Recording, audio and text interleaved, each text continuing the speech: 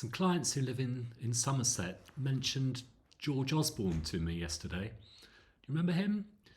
He apparently had a star-studded wedding in the Somerset town of Bruton last month.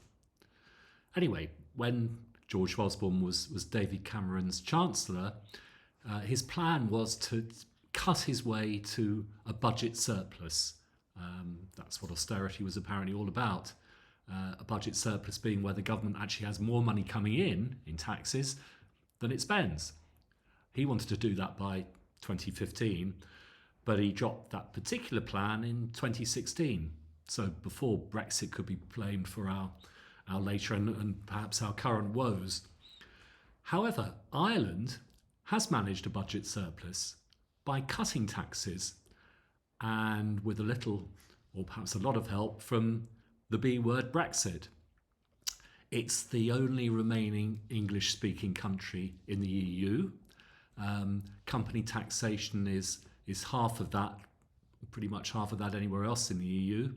So it was a shoe-in or a done deal for all of the big tech companies, for instance, like Google, Meta, X, I know, to set up their European headquarters in Dublin. It's also become home to many of the fund managers who want to continue to do business in Europe at the expense of our own once great city of London.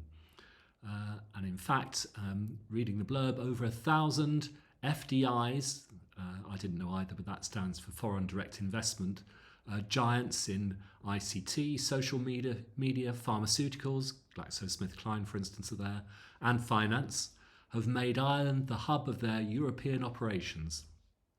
Now, Ireland has, to its credit, aimed fairly and squarely at big foreign corporates rather than tax haven individuals. I did say post-Brexit that one of our few hopes was to become a tax haven of sorts. I think, having quite rightly chucked out most of the Russians who've headed straight for Dubai, that unfortunately we've missed that particular boat in every respect. Our loss being Ireland's gain.